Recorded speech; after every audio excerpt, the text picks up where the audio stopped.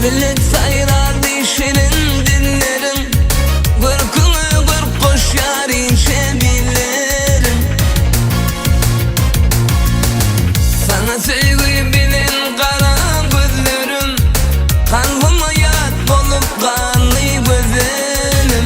Sana sevgi bilin kara gözlerim, kalbime yat olup kanlı güzelim.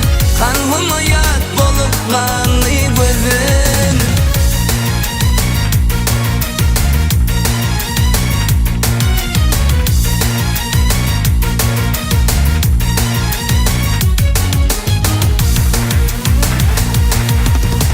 Aşkı olan haktan yarın söylenir, sevgisine keramet deyip uyanır.